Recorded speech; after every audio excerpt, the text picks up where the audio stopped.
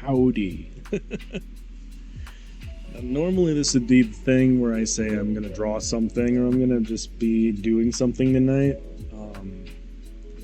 I don't really have anything, so I just thought I'd just hang out with everybody tonight and just see how this just to do, you know? Not every stream gotta be something where we're getting things done. Sometimes it could just be me yapping away and just being a weirdo, so let's just do that. That sounds like a good thing to do. Oh my god. And let me tell ya, right now, I have this weird... Have you ever just been eating popcorn? Like, just as a snack, and then all of a sudden you have, like, this one bit of it that's just stuck in your teeth perpetually? Because that is, at present, what I'm dealing with, and it's, interesting. Every time I have a, fixation on that sort of thing... Oh god, not that one. No, not that one either. There we go. I barely use my toggles, so I'm trying to use them more often. But yeah, no, yeah, whenever you have, like, popcorn stuck in your teeth, and there's always that one little, like, thin film part of the popcorn stuck in there, it's like, bah. Dang it! Get out of my teeth! That's currently what's happening to me right now, so if you just hear, like, weirdness in the background, that's just me, like, trying to get popcorn out of my teeth. Ugh. Yeah, also, I ended up taking a really long nap today and just kind of sleeping wrong. And I wonder if anyone has had this happen to them too. Just, you go to sleep, you try and, like, get into, like, the position that is comfy, yeah? But your head and your shoulder don't really want to cooperate, so you end up, like, jerking your shoulder, like, up into your, like, the side of your head, like that. Try and make it comfy, and then when you wake up, your neck is all stiff. That's kind of what happened to me today. Because, yeah. Tried taking a nap, and it didn't actually end up working out very well for me. I was like, oh god, why? So yes, napping is now out of the question for your robot boy. Other than that, I've been trying to work on the script for my next short, because I kind of figured out which battle mech I want to talk about next. And, I'm gonna be really real with y'all, I haven't even started writing the script yet. I haven't even started writing the script yet, and maybe I'll do that on stream today, where I'm just, like, researching it or something. I'm not gonna really do, like, the actual takes here, but part of the stream might just be me working on that, because why not? I might as well start documenting things as I go. But yeah, I thought about doing the Annihilator next, because I don't know, I just think it looks interesting. I don't actually know jack about the Annihilator as battle mech, and I kind of want to change that. So my next, like, short lore vid is probably going to be about the Annihilator. And I don't know. That seems like actually that actually sounds like a good idea. We might as well just use this useless stream that I'm doing right now to do research into the Annihilator, so let's just do that. I'm gonna pull up the internet window now. Okay, hold up. Now let me search Annihilator Battle Tech. Thank you.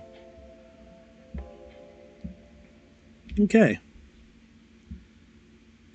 I also have to remember that Sometimes my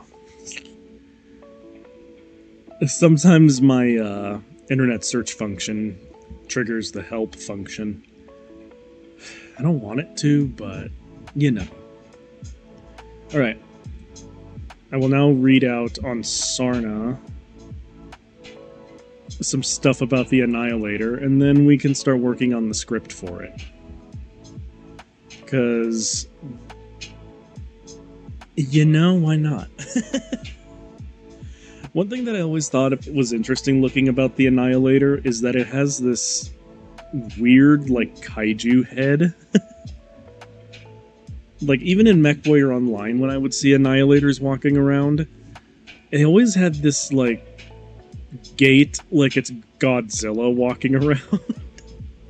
Like if you slapped guns onto Godzilla and took its tail off. It's like Mecha Godzilla. I wonder if there's anything like that in the trivia section where it talks about where it came from. Alright. I guess first I'll just start reading it on the description here. Because it was made by Arc Royal Mech Works, Babylon Battle Mech Consortium, Strana Mechty Mech Works are the manufacturers. It was produced in 3048. It's got, well, obviously it's an assault mech. Most of the mechs that I talk about in my lore series are assault mechs. The 100-ton Inner Sphere battle mech. It uses the Star League MN1. Starshield Special B with case. Makes sense, because every time I see an Annihilator, it usually touts around a bunch of ballistic weapons. It's got a Nissan 200 engine. Garrett T-19G for comms. Okay. 4 LB-10X ACs and 4 medium pulse lasers. Dang, it really has a battle value of 1595? Jesus, okay. Alright, the description. Originally developed in the final year of the Amaris Civil War as the ultimate fixed position city defense battle mech, the Annihilator was built as a sign of the military strength of both the Star League and Exile, and the newly created clans. The 100-ton mech has a maximum speed of 32.4 kilometers, making it one of the slowest mechs ever designed. Gee, you think?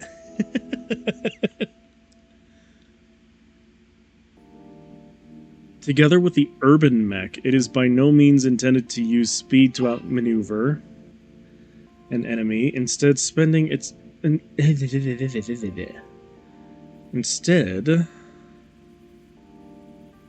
depending on its 12.5 tons of armor to weather any fire that is directed at the mech. Well, yeah. That tracks, because every time I've seen it in MechWarrior Online, it just... You could shoot it at an Annihilator for a long time, and it just does not die. Does not die, doesn't even look like it flinches. Usually takes a lot to take them down, unless you shoot at the rear armor. Let's see. Discontinued before the clan's golden century, and one of the few missteps, Wolf's Dragoons brought a number of designs with them in 3009, raising more questions to their origins, while at the same time adding to their mystique. It was exclusive to the Dragoons until the Jihad disseminated the design to Arc Royale, due to the strengthening of the relationship that Wolf's Dragoons forged with the Kellhounds and Clan Wolf in Exile, following their flight from Outreach. Okay. The Annihilator is armed with an arsenal that is built to instill fear in an enemy as much as damage them. The mech is armed with 4 Midron Excel LB-10X ACs as its primary weapons. Yeah. Those usually would probably get you. Those would probably strike fear in an enemy if you had to face down 4 of them. Okay. These can all fire either standard rounds or cluster rounds, which act like mech-sized shotguns. Well, no crap, that's why I like them so much. Right, okay, so a little bit of trivia on me if you're not familiar with my playstyle in Mech Warrior games. I like using the LB-10X on a Highlander, along with SRMs, to make like a short-range skirmisher type mech.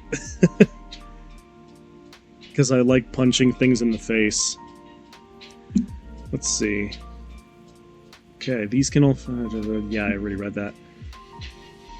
Act like mech-sized shotguns, spreading damage all over the enemy mech. The mech is also armed with 4 Magna 400p medium pulse lasers. Oh god. That's the standard array of weaponry for it? Okay. Sure. I'll go with that. Which allow the Annihilator to decimate any target, which is able to make it through the devastating hail of fire and into close range combat. Yeah, that tracks. Every time I've seen someone try and take on an Annihilator in close quarters, they usually die stupidly. Alright. So we got the Annihilator 1A, the downgraded Succession Wars era variant that first appeared with Wolf's Dragoons in 3005. The 1A was armed with 4 Kaliyama Class 10 autocannon 10s. Ooh, excuse me. Martel Model 5 medium lasers and carried an extra heatsink. While less accurate and unable to use cluster rounds, the 1A was still a highly destructive and dangerous mech that no mech warrior looked forward to engaging. Well, gee, you don't say. Then you have the 1E. This field expedient refit was used by the Dragoons after the Battle of Misery. All of the autocannons were removed and replaced with 4 PPCs. Jesus, okay. The Annihilator 1E also carried 41 heat-sinks. Can you imagine if they would actually let you equip that many heat-sinks in Mech Warrior Online and in Mech Warrior 5? Oh god. 41 heat-sinks. I get why you would need that many. But Jesus.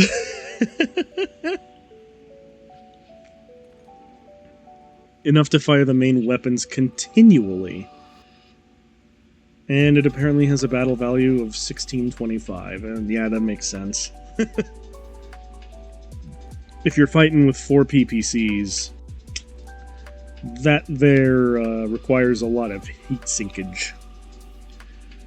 See, then you got the Annihilator 1G, an early post-Pentagon Civil War variant developed by both Clans Coyote and Star Adder. The 1G had an ER PPC in the right torso and 3 Gauss rifles. Jesus, okay.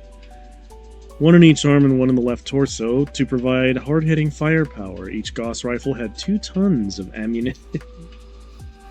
Every time I read something about the Annihilator now, I'm just kind of consistently like, yeah, that tracks, but that's also ridiculous.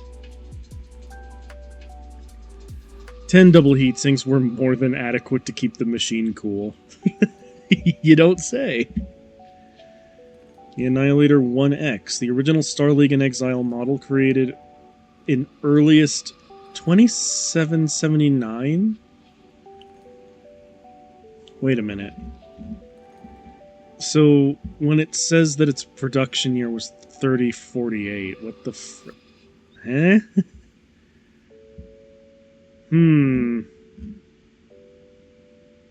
I don't know, maybe it'll clear it up the more I read. Okay. The original Star League in Exile model, created in earliest 2779, was equipped with a head-mounted Exostar small laser, 4 Blackenberg LB-10XACs, a pair of Starflash Plus small pulse lasers, and 4 Magna Mark II medium lasers. Yikes. It carried 6 tons of LB-10X ammunition, and the torsos were protected with case. Makes sense. 10 double heat sinks kept heat manageable. Okay. Also makes sense that it would probably have a bigger battle value, too. The Annihilator 2AX, developed by Ark Royal Mechworks Michael Bodine. Whatever. The Annihilator 2AX used 19 tons of laser reflective armor as protection. It had a compact engine. It also used several armored components to increase battlefield longevity, sensors, life support, and cockpit. The traditional weapons have been removed and replaced by a pair of improved heavy Gauss rifles.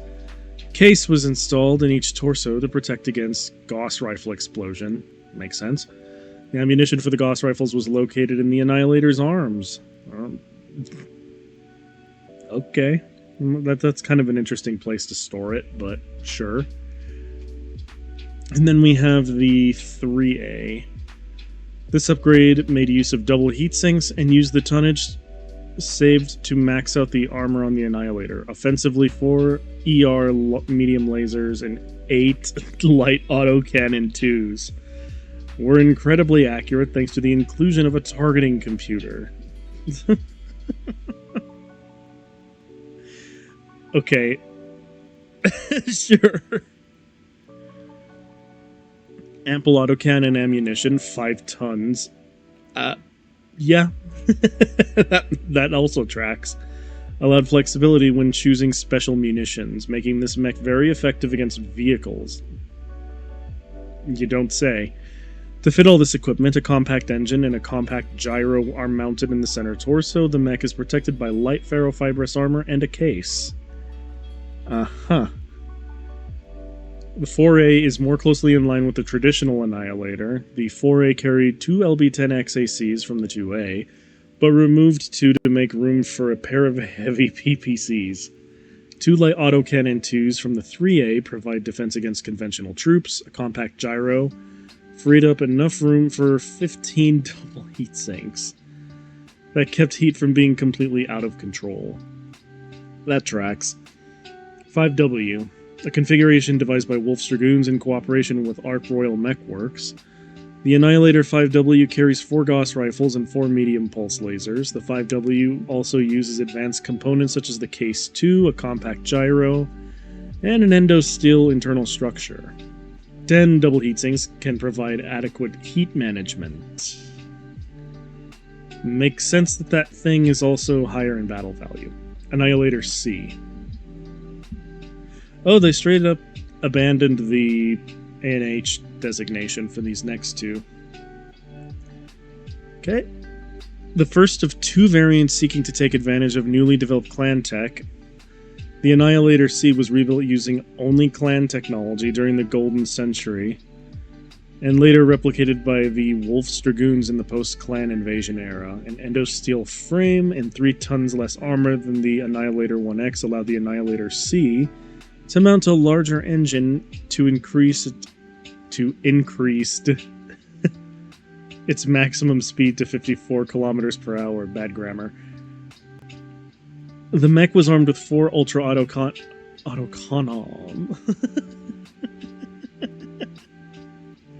Sorry, I'm still kind of sleepy. 4 ultra autocannon 10s and 4 ER medium lasers. The ultra I almost said autocannon again.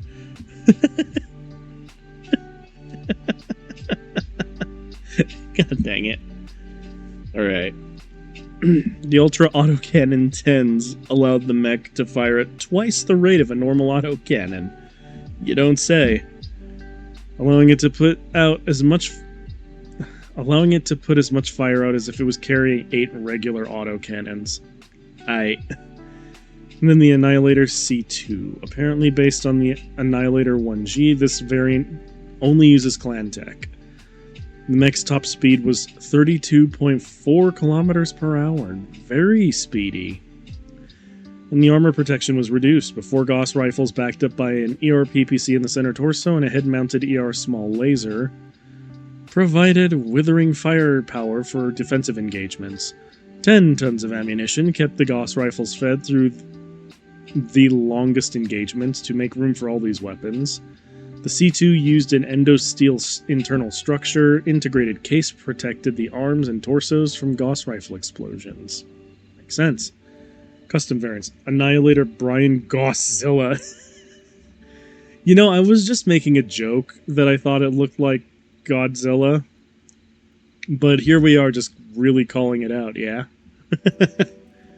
Okay, so the Annihilator Brian Gosszilla.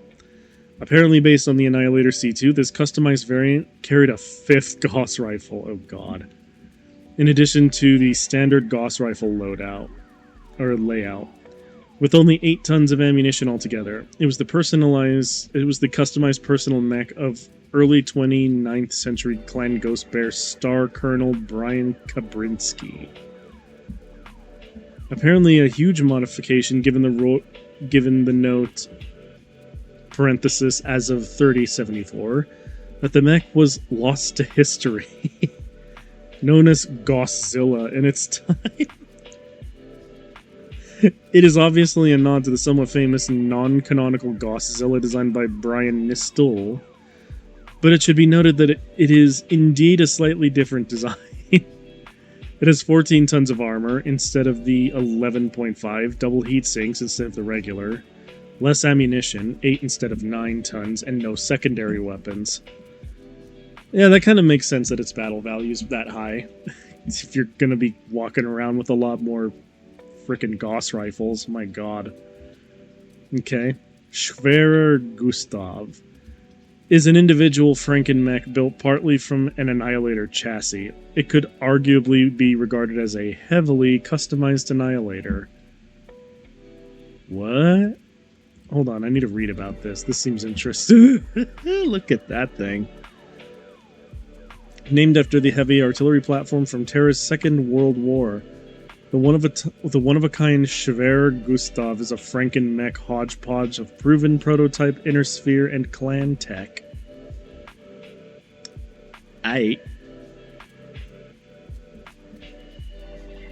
Wow, okay. It doesn't really say in here where it doesn't really say much about the Annihilator in here. Oh, no, there it is. The very definition of a Frankenmech, the Schwerer Gustav is a hybrid combination of 6 different designs. Primarily the Annihilator, the Verfolger, and Berserker. Okay. I can't really see where the Annihilator comes in here, but maybe it's just in the legs. Who knows? I'm not going to read too much into that. Let's see, apocryphal content. Sometimes I use apocryphal content in my videos just because there's not really enough. There's not really enough to go on sometimes. So I have to kind of add in some stuff for flavor. Thankfully, it doesn't really look like I'm going to have to do that very much with the Annihilator. It seems like it's got enough going on. But both of these are from MechWarrior Online Legends. Ooh, actually, hang on, I remember Mean Baby. Possibly a modified Annihilator 1E, the Mean Baby Hero Mechs upgrades the engine to a 300 rated XL. The arm-mounted this is later, dude. The arm-mounted lasers are removed, and one of the 2 center torso lasers are moved to the head and are both upgraded to ER medium lasers. If an enemy manages to close the distance, 4 Streak SRM-6s with 5 tons of ammo provide a devastating close-range punch, with 15.5 tons of armor providing adequate defense. 16 double heatsinks are hard-pressed to dissipate all the waste heat, so care must be taken when firing the weapons. Okay. It apparently has the easy-to-maintain quirk. It's related to the Cygnus. The clan Hellhorses built this battle mech to replenish its losses after the invasion of Clan Wolf's Inner Sphere territory. Okay. Notes. In German products, the unit's proper name was translated to Vernichter. The model code was accordingly changed to Vern 1R. What does that mean? Does it just literally mean Annihilator? Hold up. Hold up. Word, der Vernichter. Plural, Vernichter. English, yeah, it literally just means Annihilator. Okay. Okay. Sure, fair enough. Now time to look at artwork, because I like looking at artwork to use, and I usually only get them from here. Like, whenever I try to get my artwork, I source them only from Sarna, because I don't want to really steal people's, like, DeviantArt stuff. That being said, look at this thing. That's crazy looking. Sometimes I really love how goofy the artwork looks. Like, that just straight up looks like someone wanted to make a robot lizard. Like Mechagodzilla, but didn't want to draw the tail onto this thing. I wonder if there's a... No, there's no trivia section. We already read through all of it.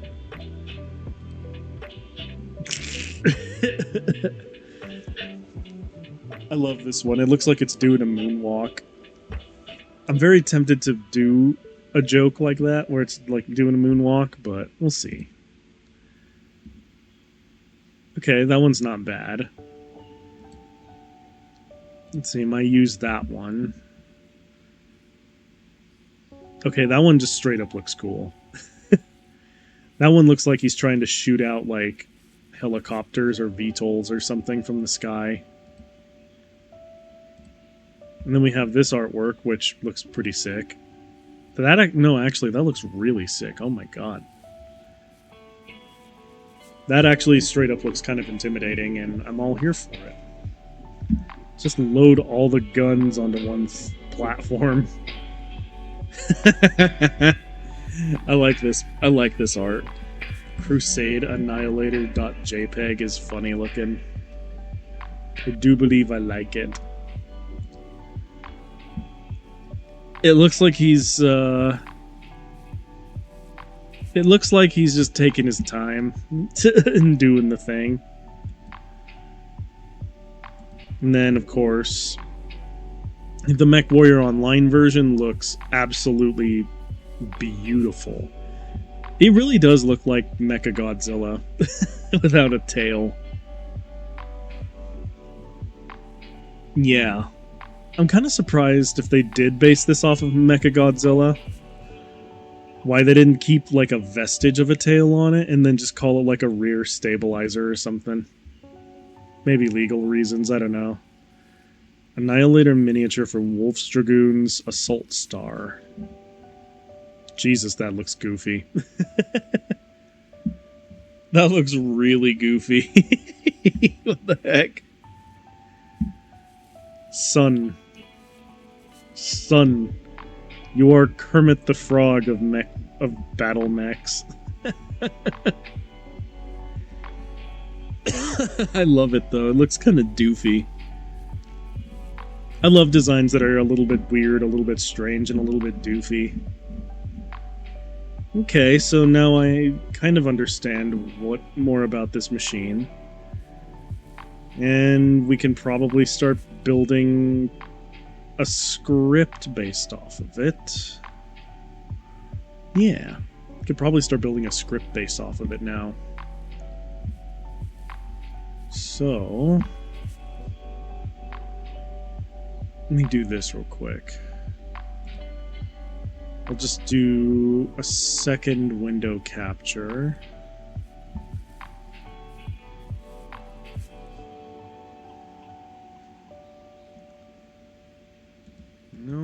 That's for something entirely different. Okay.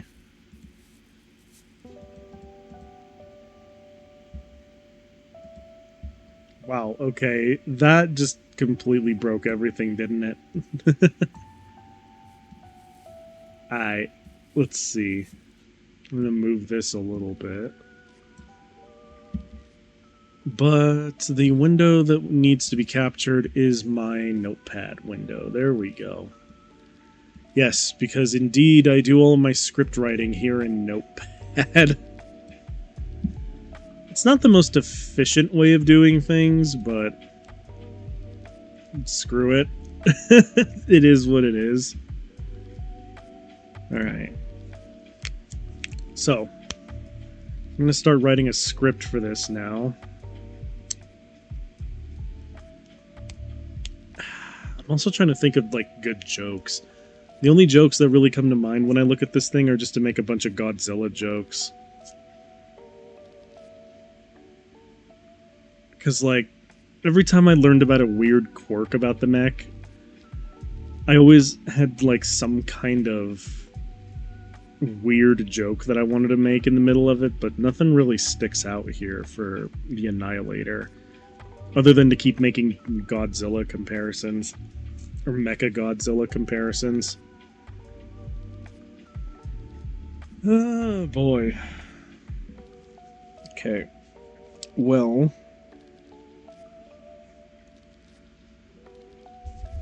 what do I want to... what can I even say about this?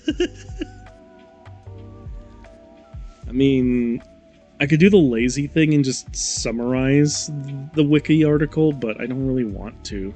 It's not my style. I think it'd be better if I did something more, like, cheeky.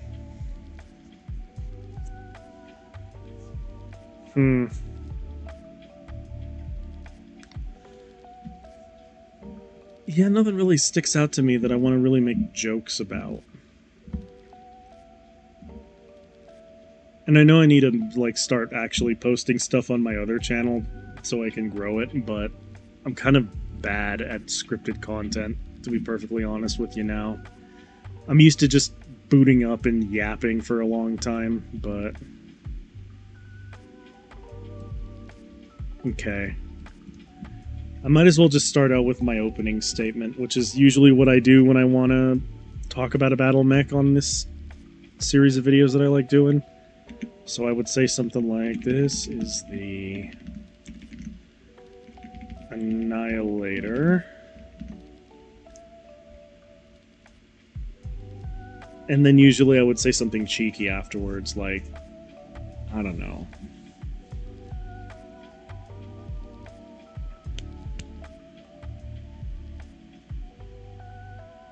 Maybe I do some, like, post-video ironic joke, as lame as that sounds, where I just give a very sincere breakdown of the Annihilator and then throw a joke in at the very end, but that's not really my style either.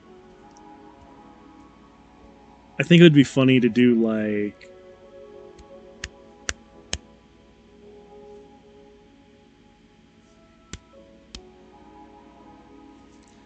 this is the Annihilator, a 100-ton legally distinct Mecha Godzilla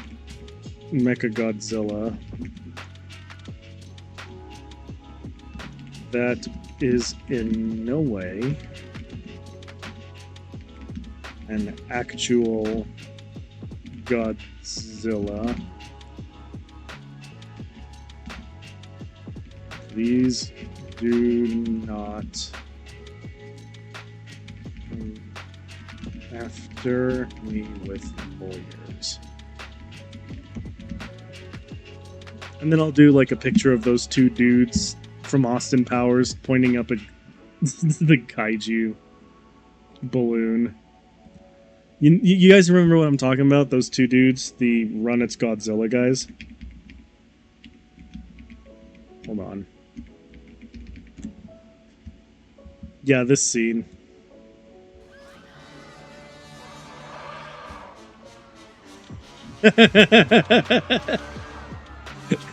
And how ridiculous it is.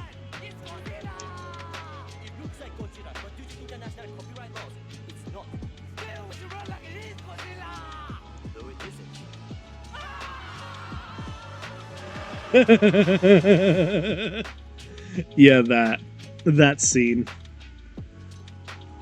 I'm not gonna use the actual like clip. I just need the I just need it in like meme format of like this bit.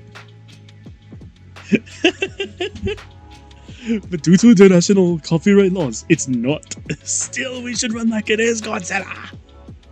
Though it isn't.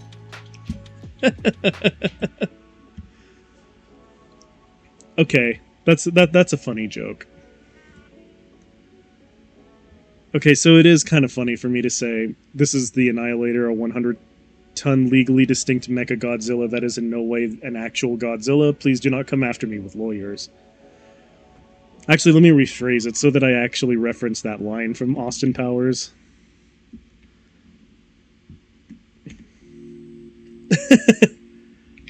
But due to international copyright laws, it's not.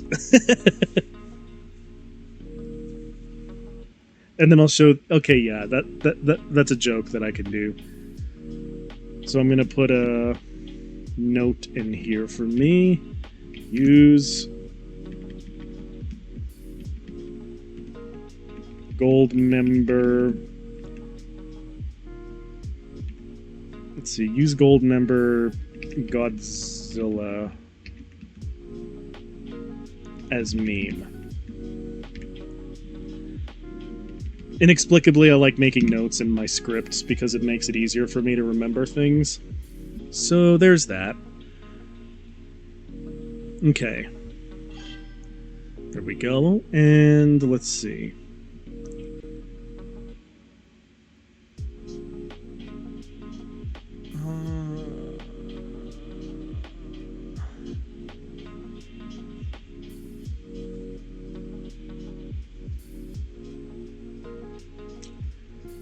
Okay. Originally designed a fixed position city defense battle mech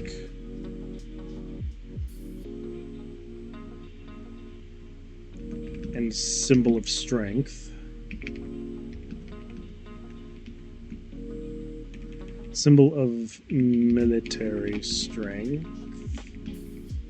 Strength?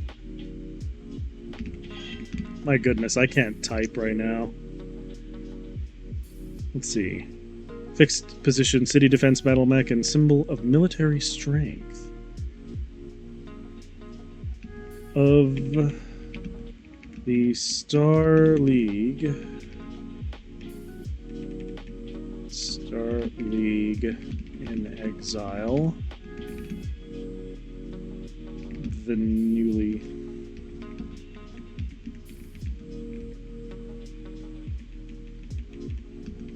recent formed clans.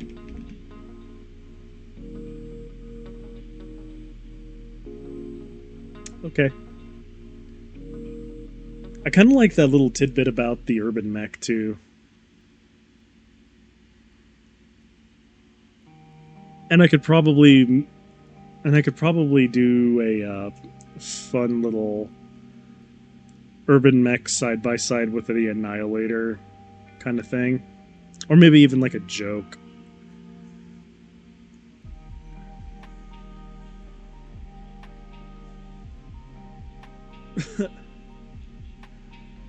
Let's see. Okay,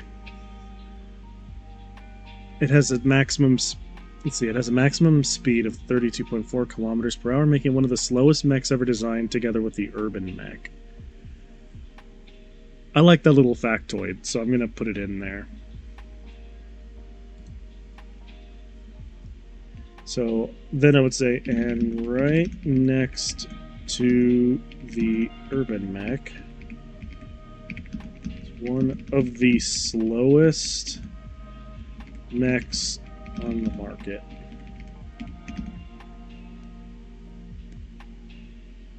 Yeah, that works. I think that works.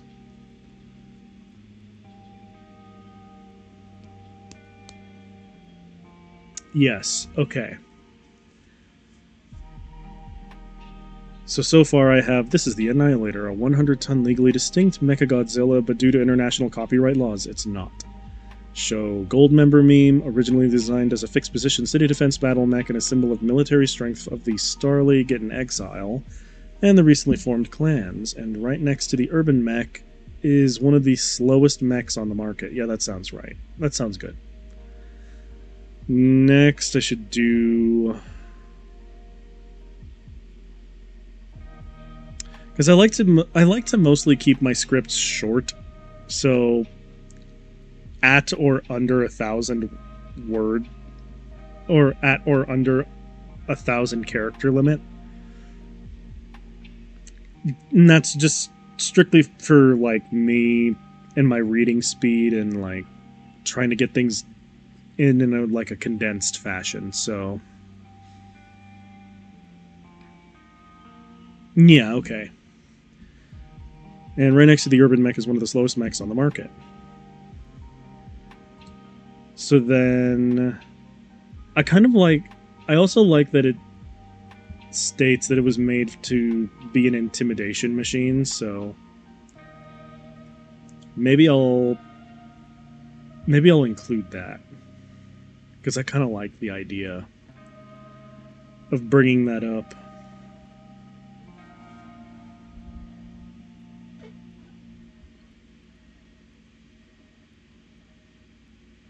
Okay, yeah. So let's see, this not kaiju battle mech was designed to be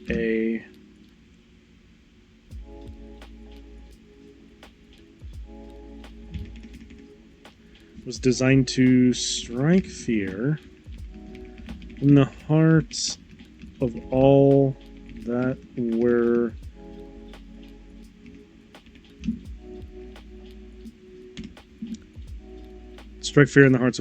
goofy enough to stand in front of it. No, I'll use that as a working word for now. Maybe I'll change it later. That were clownish enough to stand directly in front of it.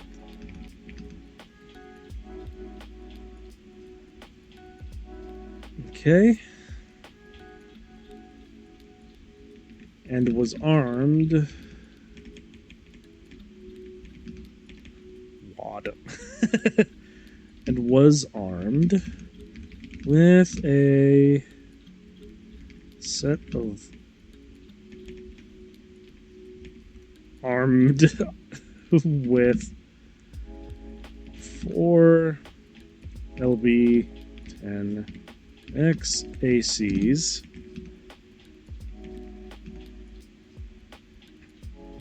and 4 medium pulse lasers.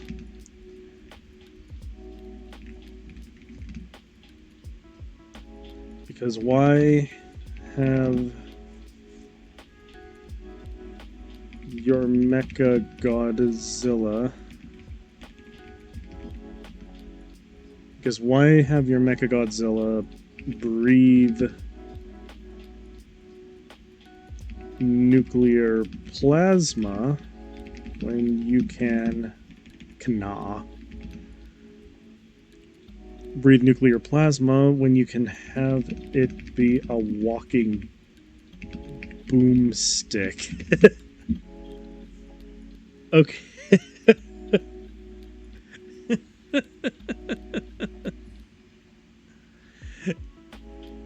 Okay, I like that line. Okay, we'll keep that. Because why have your Mechagodzilla breathe nuclear plasma when you can have it be a walking boomstick with a laser sight? Let's see. And if you think that's absurd, its variants make it more... Let's see, its variants ratchet the absurd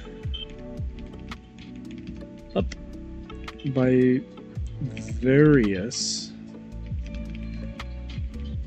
factors, because your kaiju mech can just slap on any old combo of gear and somehow make it work. There we go.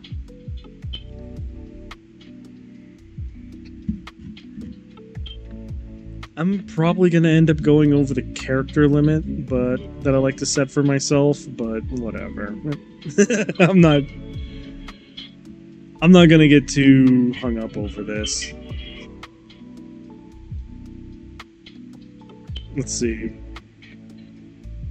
So now this is normally in the part of the short where I would talk about the variant, like 2 notable variants. I'm not going to bring up the Schwerer Gustav because it's not really an Annihilator, so I don't want to talk about it. So I'll talk about the Godzilla, since I'm already making a bunch of Godzilla jokes. So that means...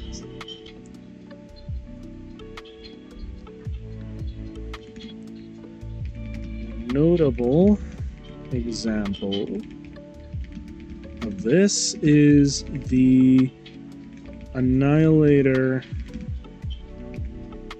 Brian Gauss-Zilla, which decided to slap on 5 Gauss rifles on the C2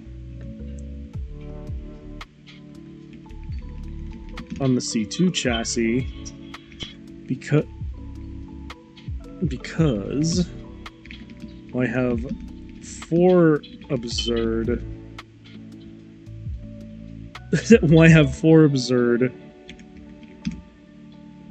absurdly powerful weapons on a chassis when you can squeeze in 1 more. I don't like that line. Hang on, let me write it again. Let's see. Which decided to slap on 5 Gauss rifles on the C2 chassis because there is no, I don't want to use that line. That's too brazen, even for me, that I'm like doing a meme joke. Okay, so one notable example of this is the Annihilator Brian Gauss-Zilla, which decided to slap on 5 Gauss rifles on the C2 chassis. Let's see.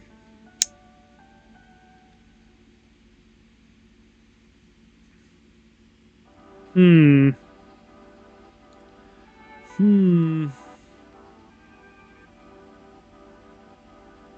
know, I'll just play it straight and use like a visual gag or something to talk about this. To say that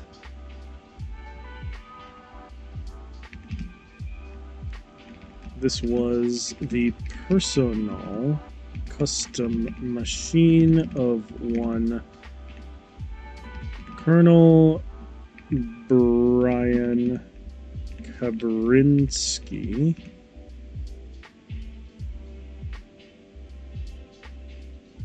Yeah, I spelled that right. And was somehow lost to history.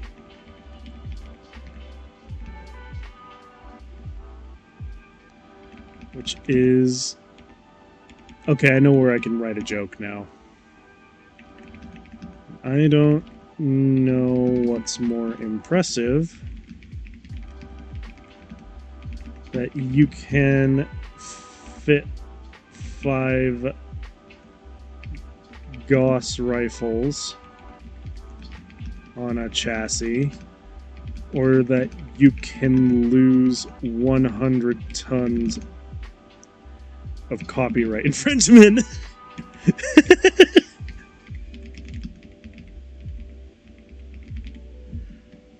100 tons of borderline copyright infringement. Okay, there's the joke. There's the joke. I'm happy about that. Okay, so far I've gone way over my prescribed character limit, but that just means I have to read fast when I actually go do the recording later. I'm not gonna do the recording on stream because nah. I just wanted to get this bit done since I didn't really have anything planned for the night tonight. And yeah. Alright, so this is what I've got so far. Feel free to send me messages or whatever, or if you're just joining in, whether or not you think that there's a part I can fix in here, but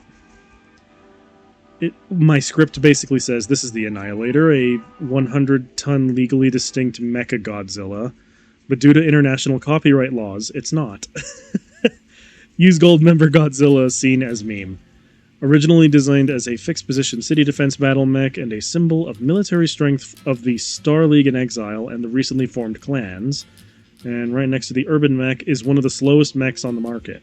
This not kaiju battle mech was designed to strike fear in the hearts of all that were clownish enough to stand directly in front of it, and was armed with 4 LB-10 XACs and 4 medium pulse lasers.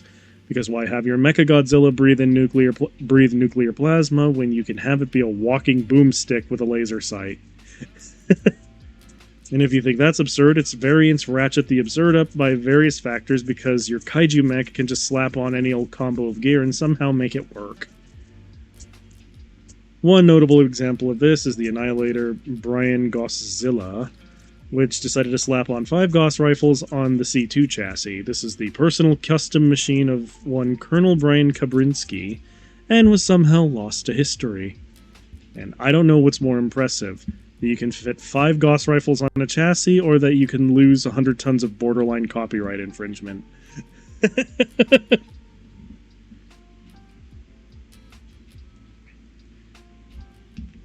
Alright. Now I usually like to link it back to the beginning in case you want to keep watching it over and over again, so maybe I'll say something like, so remember.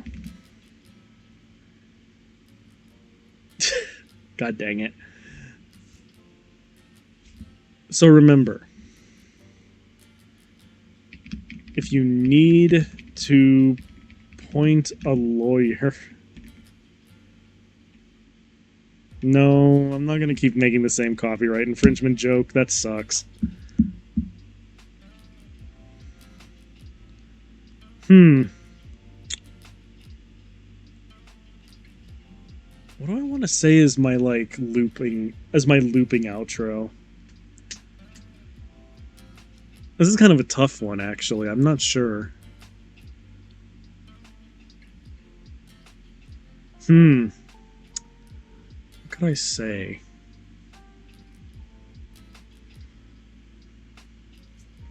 I feel like I need to make another, jab at the fact that this is obviously, a Mechagodzilla joke, but I don't want to.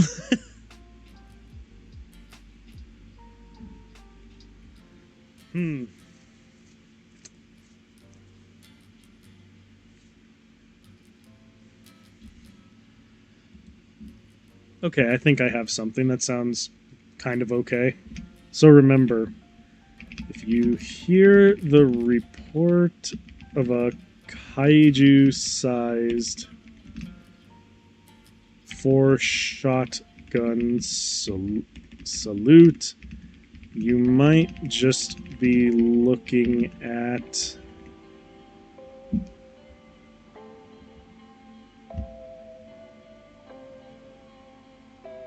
Okay, hang on. I need to change the beginning now. The Annihilator is. Okay, there we go. It's now refined. So now it loops back into itself pretty well.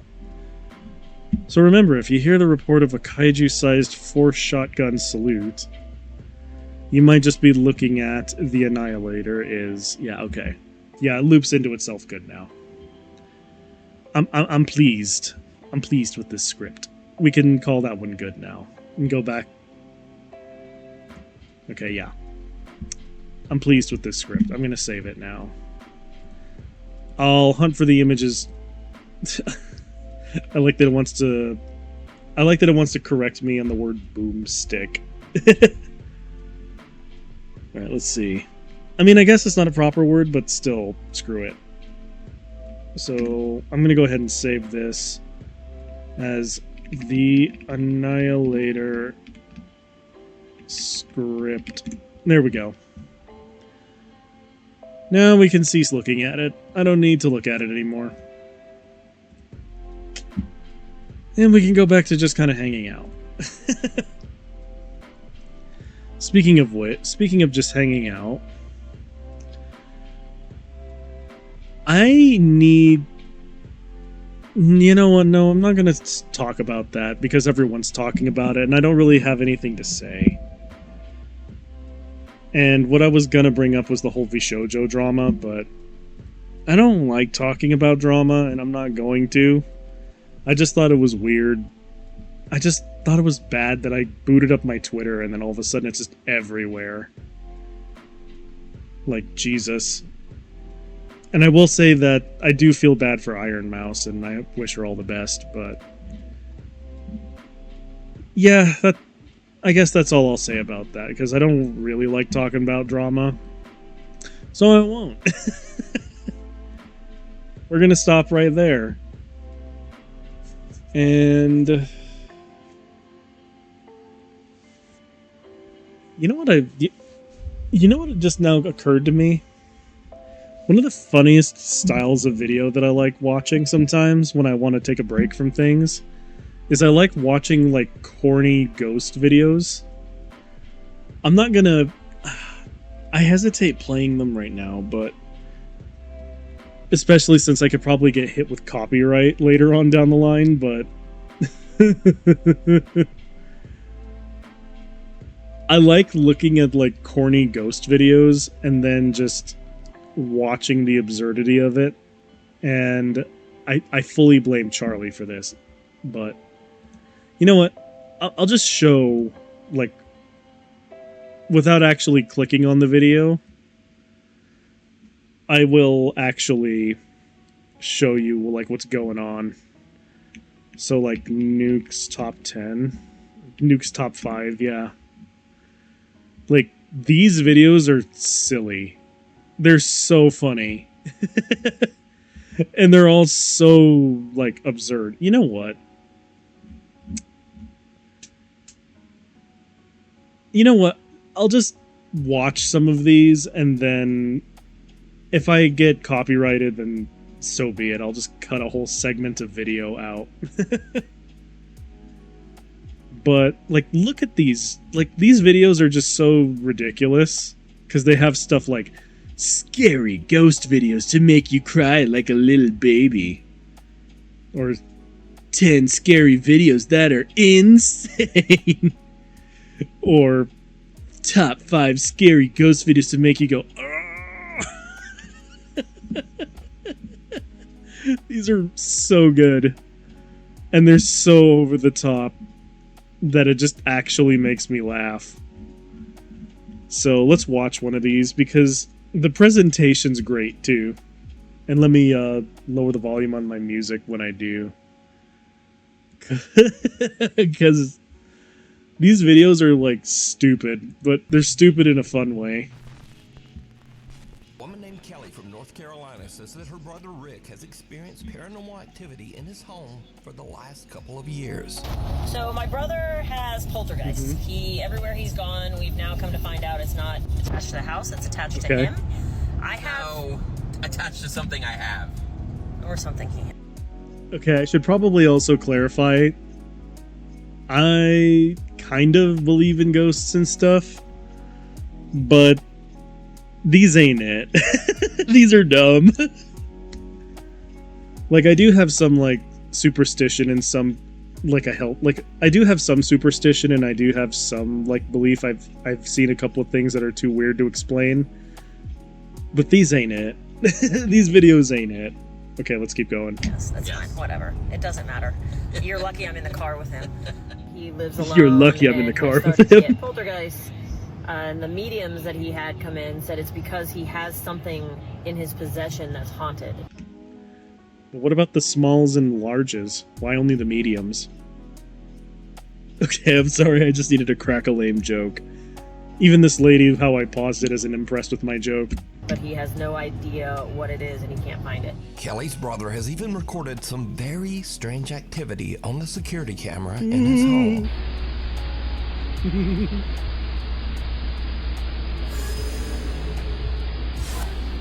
Orbs. Because, you know, that's not just dust.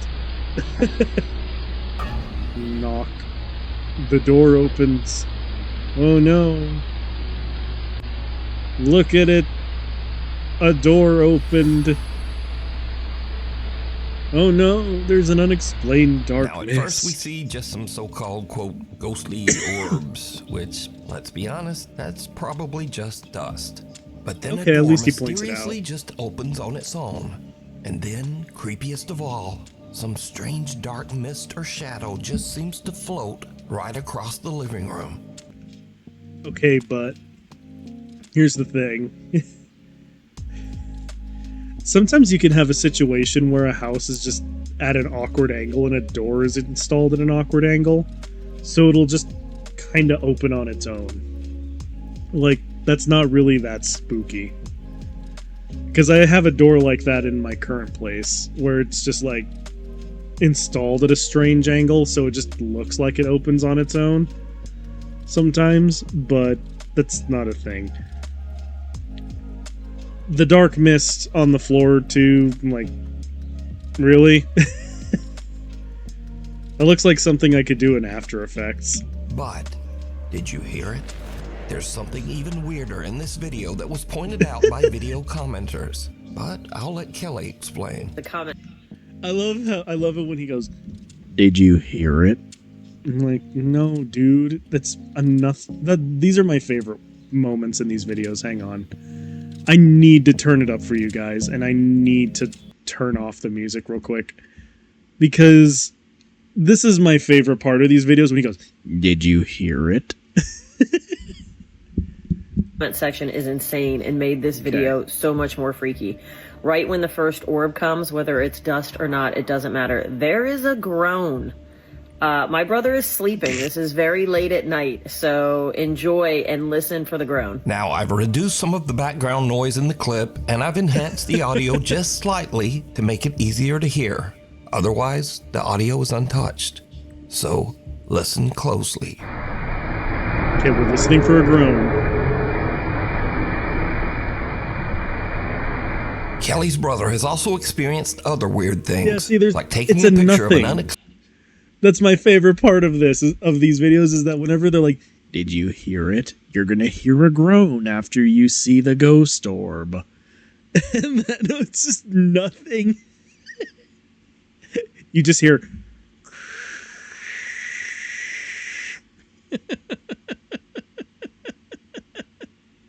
These videos are so good. explains shadow figure that seems to just occasionally hover above his stairs in midair.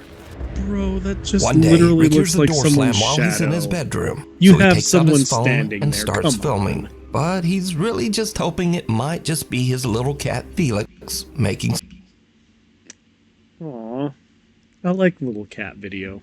some noise. Okay. Felix. Felix.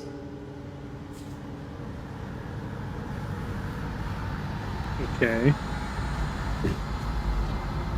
Okay, there's literally nothing there. Notice that just before the door slams, a shadow seems to suddenly appear in the crack of the door. Now, obviously, sure if the video is that's being not faked, just one this of could his be a mates person. behind the door but closing the weirdly, door to make the it shadow look doesn't creepy? seem to have legs or any bottom half at all. Or white So pants. it's months later, and Kelly says that her brother was at home just working at his computer. And then this happens. And this happens.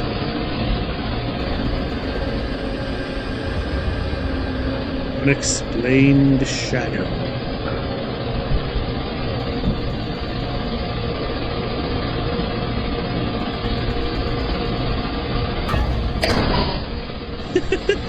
Notice that a strange dark shadow seems to completely block out the light as it passes through the hallway, before another door nearby just slams shut violently. Now, it should definitely be noted that Kelly's brother Rick doesn't want any sort of fame or notoriety for his videos. In fact, he doesn't even have a TikTok account of his own. As for Kelly, his sister who posted the videos, she also has made it quite clear that she has no interest in becoming a, quote, ghost channel. I am not the forefront leader in all things ghost videos. My brother has a few scary videos I thought I'd post. I am not going to be the person you go to for ghost content. I am totally You fine with totally being your should, source, by though, the way. because those were Anyway, very so entertaining. what do you think about the strange paranormal activity in Rick's home? Let me know down in the comments. A quick look around. Nuke's Top 5 viewer Rianne Maldonado recently sent me a very strange video that is like something right out of a horror movie. Now, Rianne works as a psychic medium, so she is no stranger to the paranormal or the supernatural. But one day, while her family is relaxing at home and watching TV, something happens that even freaks her out. Rianne says that her two youngest daughters have taken an interest in hairstyling, so they will often have their styling mannequins downstairs. And this is when things take a terrifying turn. They sound all it became something quite natural. Everything makes sense. And you're going up what they call what the am I bridge. looking for here? You're deciding, and this is good, and the next one, well, it's not quite as good. It didn't quite make sense too, but you know, you're going to pay for the next one, so you do that one. The bridge. Come on. For your spirituality. Come on, the ghost just wants to watch TV too. Obviously, that's what's going on here. It doesn't want to look at a punching bag, you inconsiderate jerk. El Ghosty just wants to watch some TV too. Your relationship with others. The person is supposed to become more able as they go up the bridge. See, it just wants to watch TV. And then What are you guys talking about? Operating cases and some of the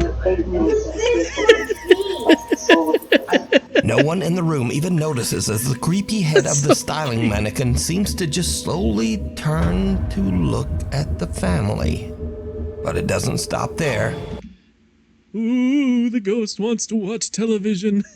The head not only turns, but seems to slowly glance back and forth to take a good look around. Finally, the mannequin head makes So such a goofy rapid looking. movement that even the entire family notices. And understandably, So goofy they just looking. kind of freak right out. Yeah, but she Clip has two. a string my little right girl there, jumped dude. off the couch, ran over to me. I'm frantically telling my husband, oh my God, she just looked at me. My daughter's covering her mouth. I'm like, oh my God. He's looking behind, there's nothing there. I'm covering my face like, oh my God, I So cannot believe goofy this happened. looking. Now I'm gesturing at the living room camera, saying, get your phone. You've got to look at this. So You've got to funny. look at that footage. Rianne Maldonado tells me that they checked behind the couch and the counter, but they found nothing to explain the strange movements of the mannequin head. So Have you considered the spirit just wants to watch here? television? Child's play. You see, that ghost... You see, it's obvious. It's an obvious explanation here. Because the ghost just wanted to watch... The ghost just wanted to watch TMZ with the rest of the family, and it was looking back at the husband to be like, you see this shit? It's so crazy looking, huh? Okay, A Child's young woman Play is named next. Stephanie posted a cute video of her toddler just playing around, crawling over their couch and having fun. Later, she posts her video to the internet so her friends and family can watch her son play. But then, viewers begin to notice something in the video that gives them the chills. You know, the really scary part is that she's letting him watch Coco Melon. That's the true horror right there. Cuando me dicen se va a caer, yo solo lo observo a mi bam bam. Yeah, I don't know what that means.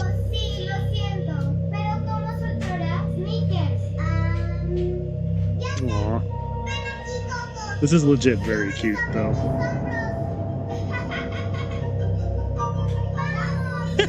Wait.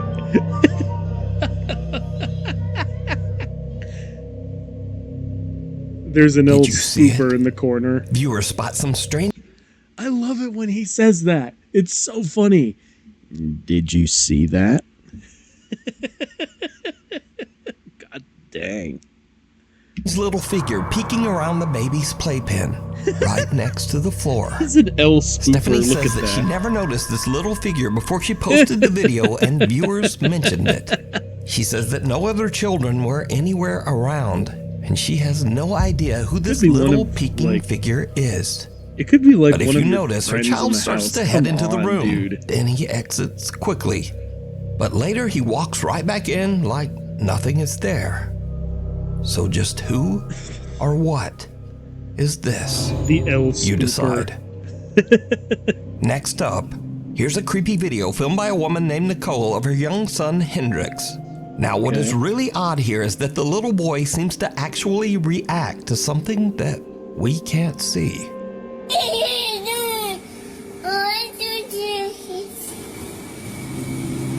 Ain't you never had imaginary friends growing up? Come on. That. Come on. When little baby Hendrix opens the door, a creepy voice seems to whisper, "Yes."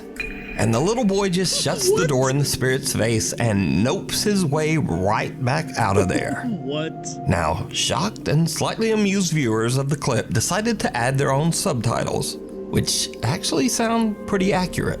Just listen.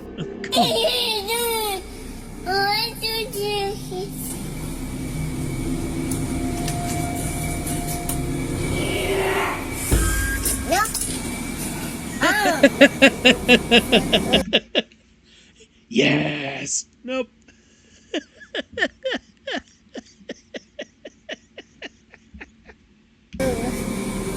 This is so So did ridiculous, the little dude. boy hear the voice of a spirit? And did he indeed just say nope to a ghost? Tell me what you think. Headcanon, I like to believe Before he we said move no. on to the next video, if you see anything that you think should be included in the top 5, contact us at nukestop5@gmail.com. Strangely haunting. Now, these are just some quick clips of people who claim to have caught some very unusual paranormal activity around their home. But as always, I leave it up to you to decide. So, late one night, a man named John hears strange movements coming from his bedroom down the hall. John says that he has experienced some strange events in his house, so he begins filming as he peeks inside his bedroom. What he captures chills him to his core. Okay. So what does he capture?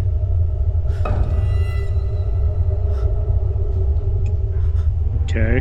I literally see nothing. There's nothing there, my guy. In the room, 2 mirrors are facing each other, but only one of the mirrors reflects a strange, horrifying face. John turns, but there's just There's nothing another there. El Spooperino in the room. He looks like he's saying, "Hey dude, do you have any toilet paper?" Next up, a man is renovating his new house, but as construction continues, it starts to seem like something in the house is not so happy with all the new changes. I'm not going up there. Okay. Definitely not going back there. Something's not happy with the new changes, guys. Oh wow, it is really cold right here. What was that? Because you probably don't have a heater on, you dork. As the man peeks into one of the rooms, the shadowy figure of what looks like a small child seems to suddenly This appear. looks like a stain on the lurking wall. in the corner. That doesn't look Not like surprisingly, anything. the guy decides to just Or get weird out of lighting. there. I don't think it's happy That we're literally here. looks like nothing. Come on. I don't know, man. It. That's so dumb. It doesn't look like anything. Holy. This is like Dude, there's- weird In this lighting. next creepy Okay. clip, a guy named Frank claims that one night he spotted something very strange behind a shelf God. in his living room. He grabbed his phone and began recording. Because it must always come from a phone, right? Oh. Oh. Something's doing the Dougie back there. It looks like someone's Frank doing the films Dougie. something, making odd movements as it slowly disappears right in front of his eyes. A Michigan woman says that recently Okay. very odd things have been happening Sure. around her home. She says that the bizarre incidents have even begun to upset her loyal dog, Gunther. Okay, I'm so crazy, right? Here you go. Baby is terrified. Hold on. Okay, there's knocking happening. Heard noises and had to wash some dishes. Okay.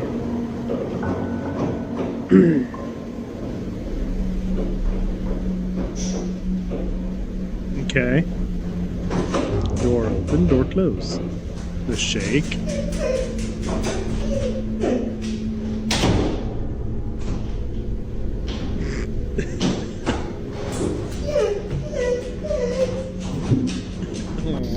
I know. You're okay. Doog. You're okay.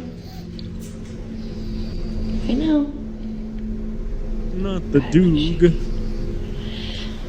The woman says that she believes that the strange poltergeist activity started after she purchased an antique necklace at an estate sale. You know, obviously. She says she recently got rid of that necklace. The house I too of hurt have. and I do sometimes operate on creepypasta logic. I get it. pain. The ghost hunting team Soul Seekers Paranormal sets out to investigate the House of Hurt and Pain, located in Abington, Massachusetts. They lived Why does here. that sound Their so last funny? name was Hurt. That's how we got the name Hurt, and the current last name Hurt of the and new owner is Pain. Pain. So it's Hurt and Pain. It's a play on words. The old farmhouse was built in the late Sure. 1800s, and it is known that at least 4 people have passed away inside the house. And maybe If they passed away inside the house, does that mean one of them was linguine or ravioli? Truly, that is the more terrifying question that we must ask here. more. We do know for certain that 4 people have died in this house. 1 during the Great Depression. I haven't gotten the backstory in the other one, and then the other 2 were the previous owner's parents. The house is believed to be haunted by multiple ghosts, including a dark, sinister spirit referred to only as Ed. Soul Seekers Don't spook the spirit of Ed. All you can see is his head. Okay, I'll stop. Paranormal are joined by Matt, Lisa, and the current homeowner, Steven, as they begin their investigation downstairs in the old Hurt and Pain farmhouse. Almost immediately, things start to get a little spooky. And there's also one in Dorothy's room. I heard that too. You heard that too? Yeah. The group hears a loud thump coming from a nearby room that was once the bedroom of Dorothy, an elderly woman who passed away inside the house. Then, as they all head upstairs to investigate the rest of the home, things start to get really weird. Clearly not a real ghost. If the spirit's name is Dorothy, she needs to be operating doors. Just saying. Each team member sits in a different room upstairs as they film with a thermal camera. Now, it should be noted here that with the thermal camera, humans appear in warmer tones of red and yellow, but cold objects appear as blue and white. As the guys film, they catch something downright creepy. Now, if you get the chance to actually... Hold on, did anybody just move? No. I don't know if I'm seeing things, so I'm like getting tired, but I could have sworn I saw like a shadow on the wall in front of me. Oh, please. Like directly in front of Matt's there. left. Like where that picture is on the wall. It was directly to Matt's left. Right here? Yes, that wall right there. You didn't move. Whoa. What? Something that looks like a featureless face and head seems to peek out of a room and look right at Matt. The head can't be seen by the naked eye, but the thermal camera picks up its cold blue temperature. Again, note that anything warm like a human being would show up as red. But whatever this strange face is a very pale, cold blue. Now, researcher Corey is actually sitting in the same room where the head just peeked out. But he caught nothing on film and didn't really see anything. But just a minute later, as Corey films in that same room, he accidentally catches something truly chilling. If yes, is it head Ed again? Device, did Alan and I just see you? Was that your hand we just saw? On the lookout for head Ed. Trapped. Trapped. It said trapped? Yes. Who's trapped you here? Oh. Is there a certain something or certain somebody? Are you gonna show us that's head keeping Ed you again? Stuck in this house? Without even noticing, Corey films some dark mass that seems to appear in mid-air, drop to the floor, and quickly move out into the hall. Again, something strange has just materialized in that same room over the course of only a couple of minutes. But no one could see it. Didn't see Soul anything. Seekers That's Paranormal so only goofy. discovered this disturbing clip later while editing down their video footage. So did the team catch evidence of a real haunting at the old Hurt and Pain farmhouse? No. You decide. If you would No, like to you watch did this not. entire video, check out the channel Soul Seekers Paranormal NE. And listen, I don't mean to be so, like, cynical about all this. Like, if you actually have, like... If you actually, like, take stock in this stuff, like, good for you, more power to you. I just think this is so goofy. Because I've already seen, like, so many nothing burger videos in here. Mysterious creatures. They're so a guy named weird. Don They're Rivas so says that he lame. was working security at an Old Navy store when he noticed a man that seemed to be shoplifting. But later, when Don watched the CCTV footage back, he noticed something in the video that totally freaked him out. Alright.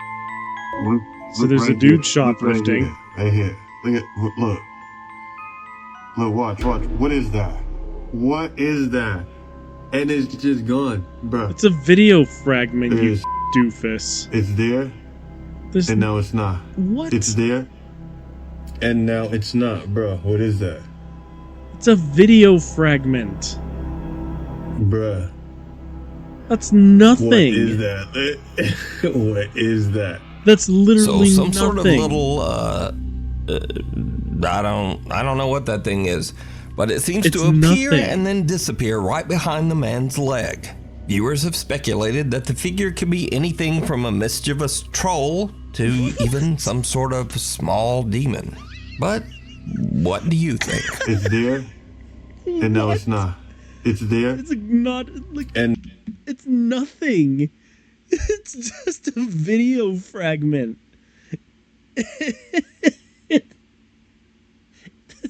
It's a little gremlin creature. What? now it's not, bro. What is that? In this next clip, a woman in Compton, California says that one night her front door Gremlin ring creature, camera but caught it's a just very video strange artifacting. trespasser walking beside her It's house. literally a nothing. Are we gonna see more gremlins? What? What? Hi, Cat. I'm watching ridiculous videos. That's a what?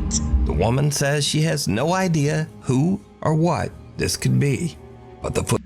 Okay, so I wanted to share like one of my favorite pastimes, Cat, and that is watching these weird watching like Nuke's Top 5 or something like that.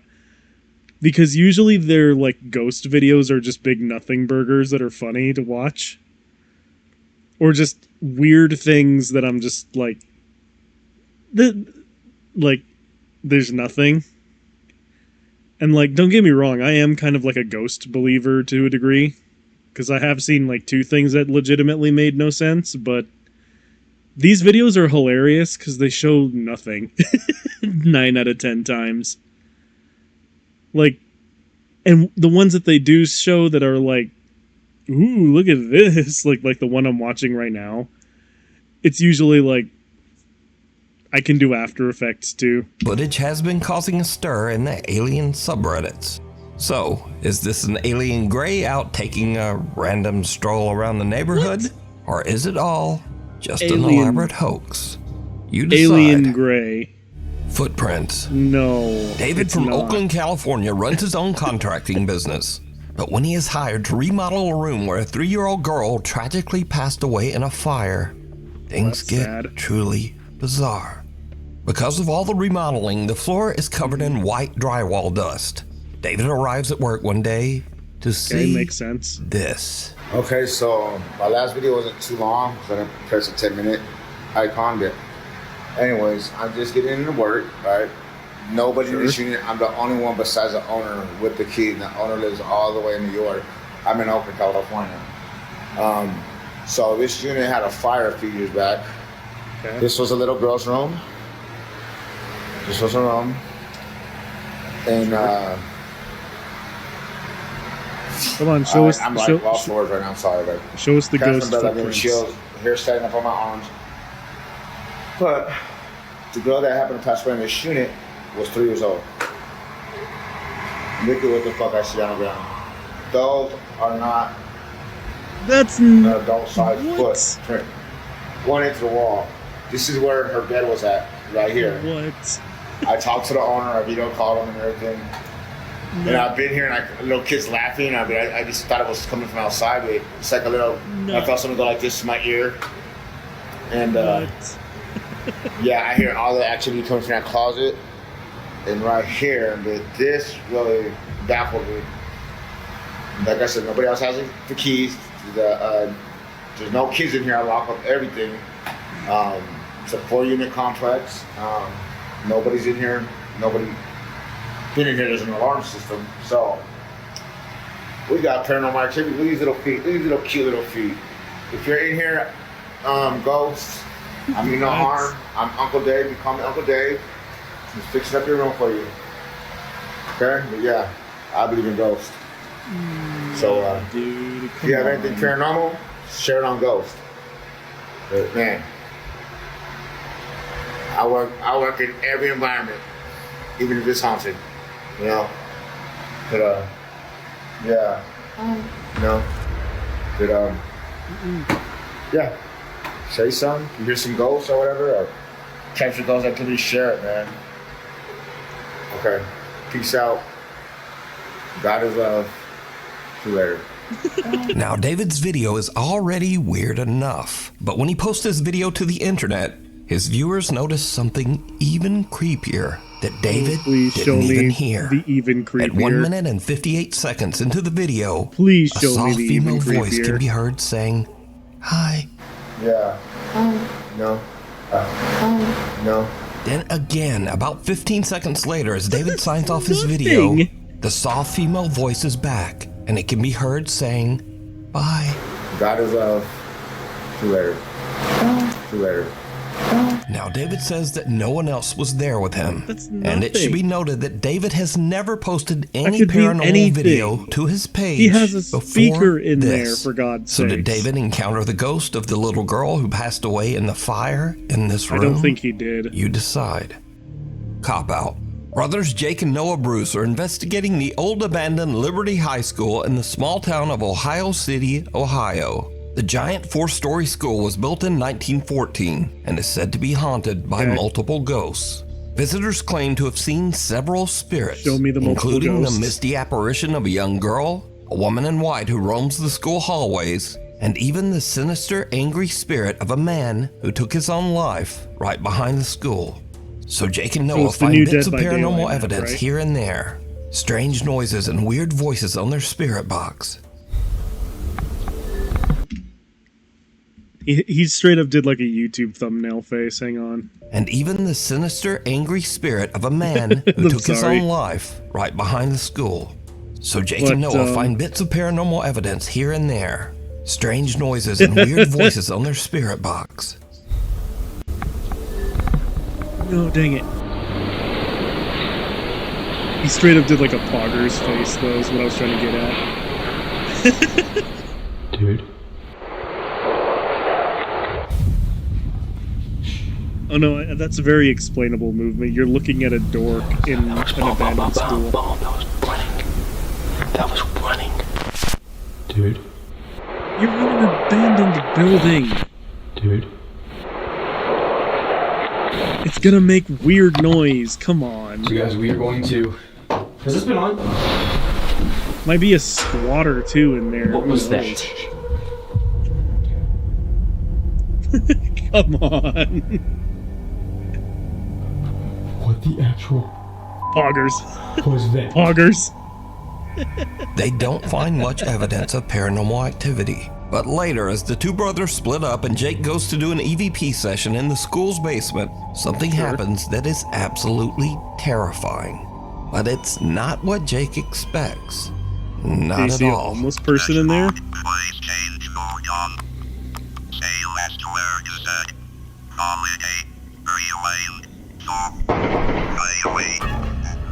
Okay. Jake! Oh my god, Jake! Nothing happened. Is that inside? Doofus. Yeah. Shh. Get down here now. Little girl thinks he's playing Phasmophobia. Come on. That was on my level. Call the cops on my phone now. Call the cops. Call the cops.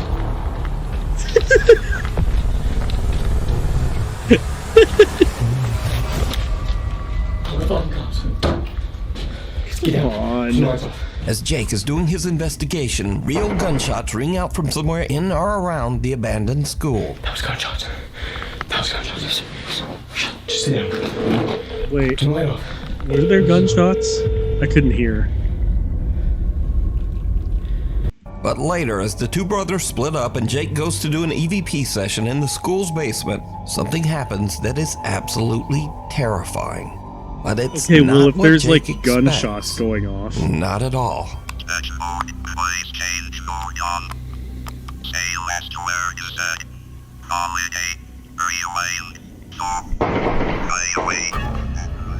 Jake! That just sounds like something falling off a table. Oh my god, Jake! If there are Was that gunshots inside? going on, though, Yeah. why the hell are you guys in there? Get down here now. Now get down here, dude. No, you come with me, bro. That was on my level. Call the cops on my phone now. Call the cops. Call the cops. Is there like crime happening in that area, or? Call the fucking cops. Because that would be legitimately kind of terrifying. As Jake is doing his investigation, real gunshots ring out from somewhere in or around the abandoned school. That was gunshots. That was gunshots. In or around? Just sit down. Turn the light off. Where's the...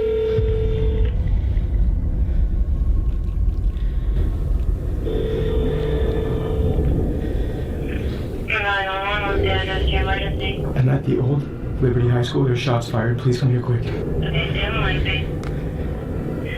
you guys in a safe spot right now? It just sounded like something fell off Kind a of, but table not or really. something. It didn't really sound like a gunshot. Maybe it No, could we have, just heard though, the and I just have gunshots the right outside. volume I ran low. up here, and then we hear them entering. Or it sounds like it. Okay, where does it sound like the shots came from? Outside by the on the north side. Eventually, the local sheriff's department arrives on the scene to investigate. Put your hands up. Okay. So there's a sheriff there. Poor sticker.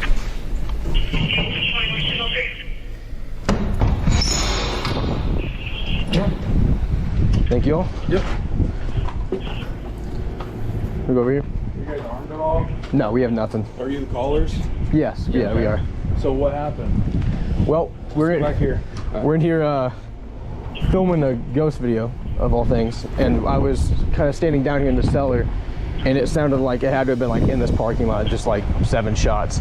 So I ran up to him where he was up in the gymnasium, and we just heard like rattling on the door, and that's when we were like, yeah, we should probably call. But now, this is when things get really weird. So Jake and Noah are outside, but their static cameras are still in the school and are still filming as the policemen head inside. The officers don't find any armed gunmen, but they do find, something. Okay. Sheriff's office, if you're in here, make yourself known. What do they find?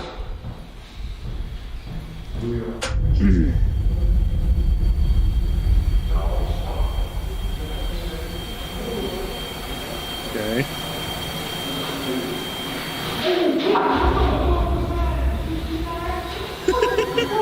What?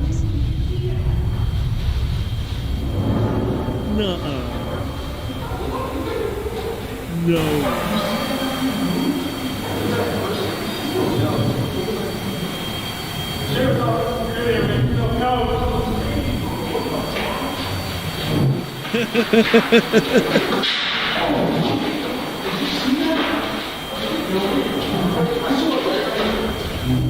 What?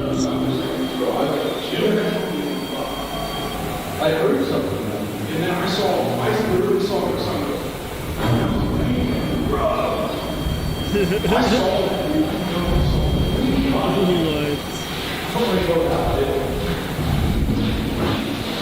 Nuh-uh. They did not. Now this is an instance where I would want to see body cam footage. Because that's just ridiculous. What? Excuse me? There's nobody in there, but there's something in there. Are you serious? For real? Yeah. No, there's not. Like, what do you mean? Like, what? Let me just... For real? What? So right there on the second floor, Yes. we were looking this way. I heard pitter patter, like Tell me that the two cops go in there and they get haunted. And then he hears it at the end of the hallway. And as I'm That's taking funny. my light down, I see something go like dark across. Are you guys dead ass? Swear. You have And then body we were cam? like, no. But we were talking about you guys. We're like, let's just black out for a second. I almost want So that to be completely legit. black So in there, it could be like. And all of a sudden we heard movement. I almost want that to be legit because that would be so funny. Or it's like you have these two doofus kids going. You have these two doofus kids going in there, and then all of a sudden they don't really catch anything. They have to call the police because they hear gunshots, which, you know, that could be happening somewhere, or they could have heard something falling off a table or something. And then the cops go in there, and there's just a smorgasbord of hauntings happening. They have the real Haunted Mansion experience where the kids didn't. Behind us, and we just ran. For real? Because there's nobody in there. Okay. Dude. I've never seen anything like that before. So funny. What the heck? Good luck. Oh, damn. All right, well. Great. So if you guys need anything else or hear anything else, Yeah. preferably if it's a human being, let us know. Yeah, definitely. Well, we appreciate you guys checking. Thank you guys so much. So, while Jake and Noah didn't seem to find any ghosts in the old abandoned Liberty High School, apparently the Ohio City Sheriff's Department did see something. There's nobody in there, That's but so there's something in funny. there. Something that they just can't explain. Dude, what the f It's funny. Those kids couldn't catch anything, but the cops did. fast as we f***ing can. When in the history of paranormal have you seen cops on camera run out of a damn building and say good luck and leave? Yeah. Heebie-jeebies. Dan Bell and his Funny. friend Will travel the United States filming strange and abandoned places. One sweltering day, as they are traveling through the New Mexico desert, they spot a rundown abandoned travel lodge and decide to take a look inside. But the old abandoned travel lodge turns out to be quite a bit more terrifying than Dan and his friend Will ever expected. Ooh, they have the Slender Man in there. Ooh. First, Dan almost steps on a coiled rattlesnake. This is why you gotta be really careful. Okay, that one would actually be kind of weird. Out here. This is almost get bit by a rattlesnake. Whoops. Right there. Yeah. Okay, that would be kind of concerning. To see a rattlesnake. Before I actually stepped over him. Without even realizing it, Dan had walked right by the snake earlier, but luckily just didn't get bit. Walked right past him. Yeah, that's good. You can see my footprint right there. So leave it alone. And he didn't rattle. But don't little intrude does on Dan know that things are about to take a much more terrifying turn. What, did they find an adder in there or something next?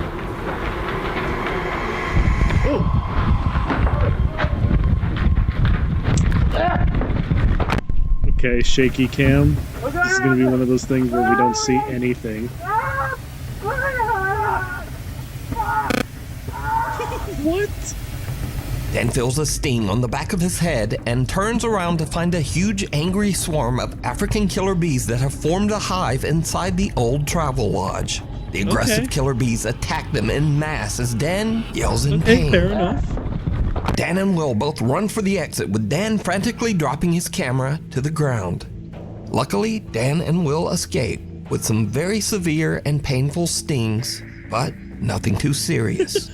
The two guys wait a few hours until the bees calm down, and then Dan finally retrieves his camera and they hit the road again, happy to be far away from the angry swarm of African killer bees. Good. Talking head. A young woman named Mara says that her aunt came to pick her up at her house one day and noticed the neighbor's little girl acting very strangely. Okay, I'd like to point out scary ghost videos from very haunted places.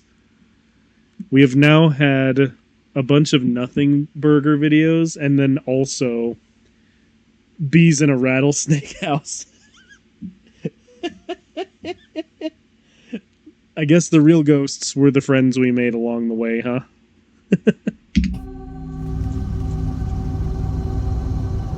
Okay.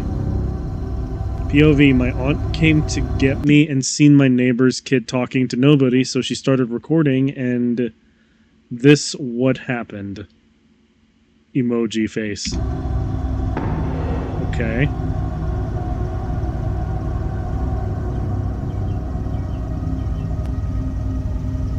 Well...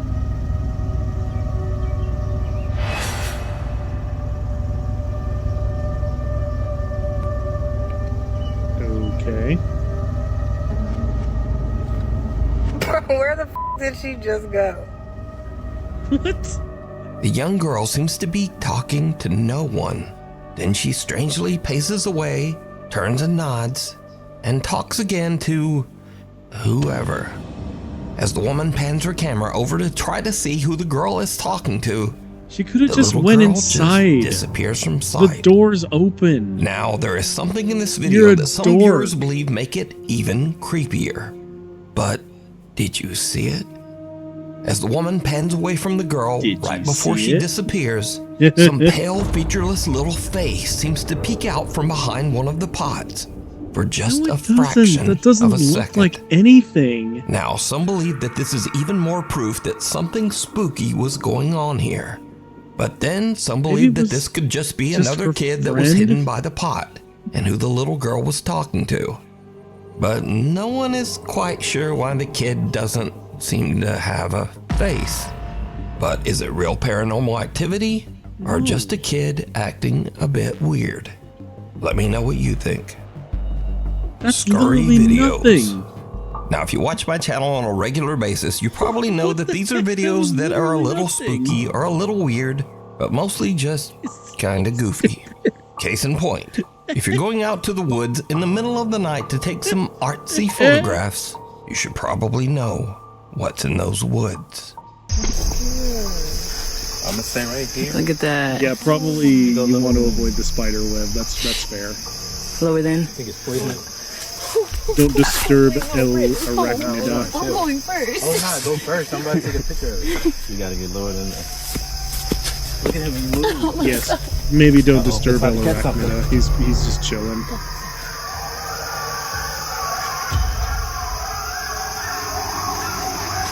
Y'all ready to go back? Yes, I am. Yo, what the f is that? Look, in scary movies, this when they say, yo, let's Wait. Wait, how y'all roll out before we wait? Now, those sounds are just a pack of coyotes on the prowl, and coyotes almost never ever hurt humans. But if I heard that in the middle of the dark woods, I'd probably have this same reaction. And then I'd get the f out. You know, honestly, me too. Because where I live, there are coyotes all over the place, and they make a bunch of weird noises sometimes, and then it just sounds like there's a murder happening somewhere. Yeah, coyote calls are strange. Owl sounds are really strange, too. So next, I featured several clips of dogs accidentally scaring their owners. Okay.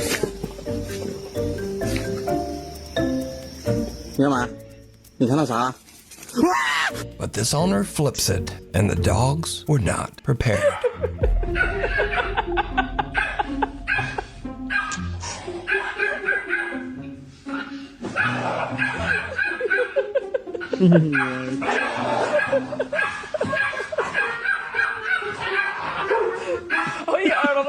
Now, whether you thought that was funny or not, come on, that's one hell of a trick. Look at that guy. Come on. That is pretty funny. Anyway, next. When you settle in with your friends to talk about demons and freaky, weird paranormal stuff, you should be aware of your surroundings. Like demonic spirits are obviously connected to the devil, right? And usually things that are demonic. Are they driving while they're doing this, or are they just three parked? times to mock the three bells. Not the three bells, but yes, that too. Yeah. But Okay. Father, the Holy Spirit, and the Son. The Son. So the fact that it was church bells and it was mocking the Father, the Son, and the Holy Spirit. That's Okay. insane. I never thought of that. That's I There's 5 of us, so we're safe.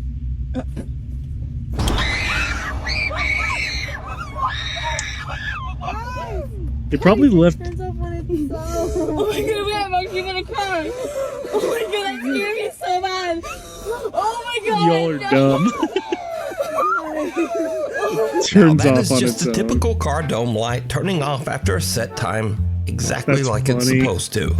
But just for They a get second, spooked by the I think these basic girls thought it function was of an the car. attack That's funny. from hell. So, thanks so much for watching. Please like, follow, subscribe, and all the other stuff. And hopefully, I will see you back here next time. Yeah, most of those were just nothing burgers that didn't really do anything, but I like these videos because they're stupid. And every time I hear him go, "Did you see that?" It gets really funny because sometimes it's usually nothing. But he like over dramatizes it and it makes it great. So, yeah, what I was going to say though is that coyote sounds are actually really, really good. So, coyote call. Because if you've ever heard like coyotes and how it sounds like someone's getting attacked. It legitimately does sound kind of creepy. So I think this is good. I think this will have like a call.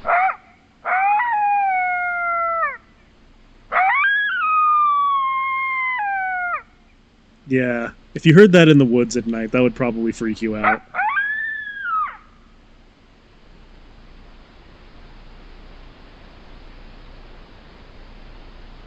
I think fox calls sound kind of weird too. Like, let me show you.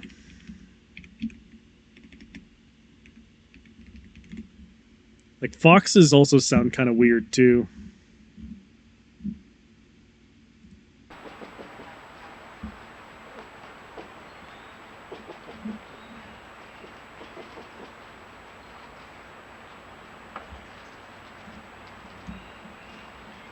See, fox calls at night.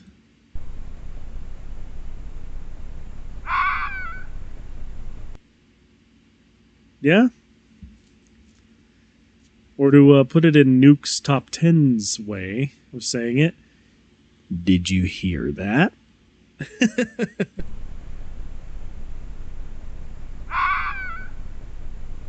Yeah, they sound weird.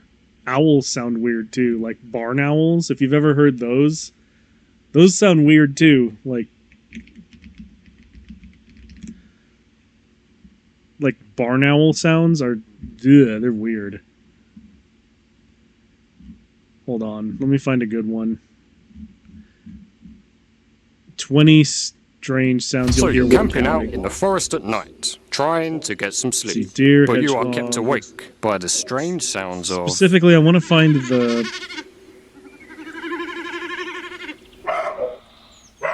long-eared owl, short-eared tawny, barn. There we go.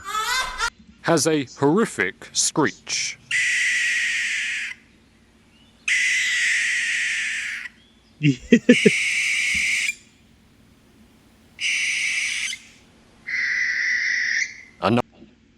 Yep.